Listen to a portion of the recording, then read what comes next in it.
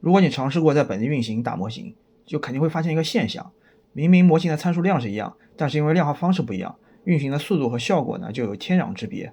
我们今天就来聊一聊大模型的量化到底是怎么回事。早在2020年 OpenAI 就提出了一个 Scaling Law 的概念，简单来说，如果想让模型表现得更好，就需要更多的训练数据和更大的模型参数。也正因为如此，过去几年大模型的规模正在飞速增长。我们可以看一下这张图，横轴呢是大模型的发布时间，纵轴是大模型的参数量。可以看到最近10年，也就是进入了深度学习时代，这条趋势线的斜率已经接近2，也就是说平均每10年大模型的参数量会增加1万倍。这种增长速度呢是非常惊人的，但也带来一个显而易见的问题，模型太大了，运行起来非常耗费资源。模型的参数一般是浮点数，浮点数就是类似于 3.1415 和 0.001 这样的数字。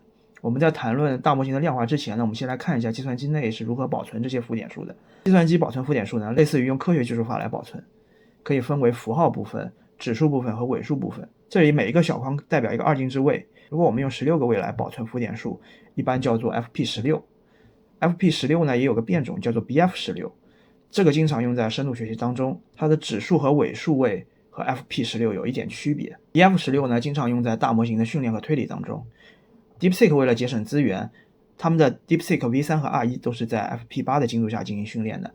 FP8 呢也有2种表现形式，根据实际需求不同而决定尾数和指数分别用多少位来保存。量化的本质呢是压缩模型，它通过降低浮点数的精度来降低计算成本和减少空间存储需求。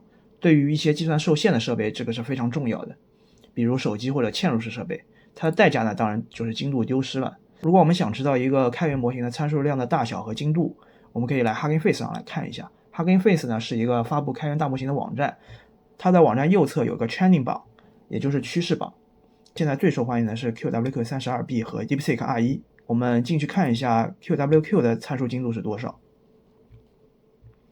在网页右侧呢，可以看到它的 model size 是 32.8 billion，billion 是10亿的意思，那它就有328亿个参数。每个参数的精度是 BF16， 是用16位来保存的。根据这两个值呢，就可以大概计算一下模型的参数量有多少，也就是328亿乘以2个字节左右，也就是60多 G 的参数量。我们可以在 FileWire version 下可以看到具体的存储量有多少。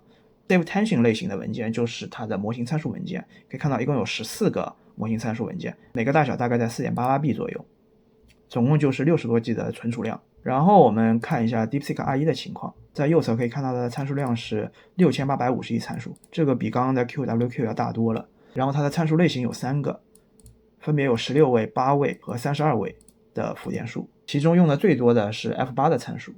我们可以预估一下它的模型大小，大概就是6850亿乘以一个字节的大小，实际参数量就在700多 G 左右。它一共有163个 Safe Tensor 文件，每个大小大概在 4.3 G 左右，总大小是700多 G。刚刚的 Hugging Face 呢是模型发布网站，一般是用来看模型的原始参数量和参数精度是多少。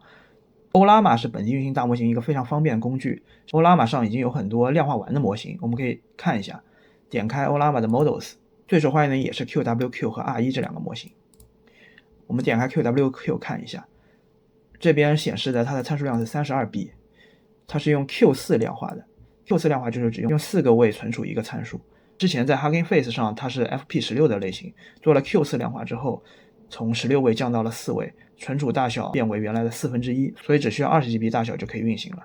我们再看一下 DeepSeek 在 Olava 上的情况。DeepSeek 模型从 1.5B 到 671B 上都有，最小的 1.5B 是用 Q4 量化的，仅仅占用 1.1G 的空间，就连一台手机都可以轻松运行。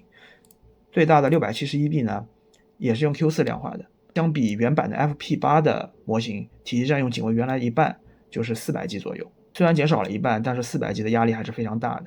为什么 Olama 非常喜欢用 Q4 量化呢？因为我们在实际测试中发现 Q4 量化对模型的性能影响不是很大，如果低于 Q4， 模型会明显的变笨。说到模型量化，当然绕不开 Onslaught。Onslaught 呢是一个专门做模型量化的团队，我们可以看一下 Onslaught 的官网，他们在1月27号发布了 1.58bit 的动态量化的 DeepSeek R1 模型。什么是动态量化呢？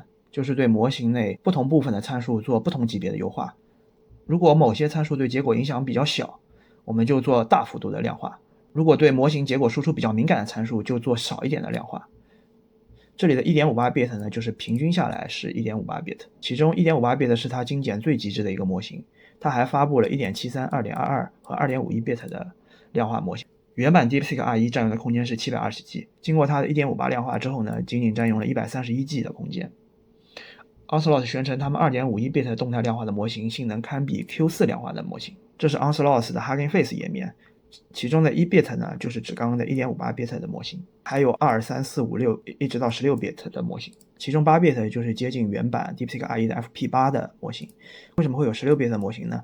因为有些比较老的计算设备不支持 FP8 的计算，所以需要先把模型升到 16bit 才能进行运算。Onslaught 除了量化模型之外呢，他们还允许把模型的一部分放到 CPU 上运行，进一步降低显存的压力。可以看一下这张表，其中的 1.58bit 可以运行在显存仅为 24GB 的 GPU 上，其中的7层放在 GPU 上，剩余的层放在 CPU 上计算。当然，如果你有更大显存的 GPU， 可以放更多的层在 GPU 上面。这张表是用它的动态模型时，如果显存不够的一个推荐配置。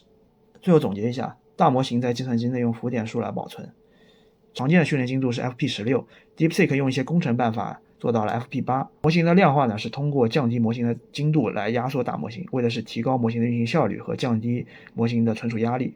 而 Onslaught 呢，用动态量化模型可以进一步降低模型的参数存储量。最后谢谢大家观看。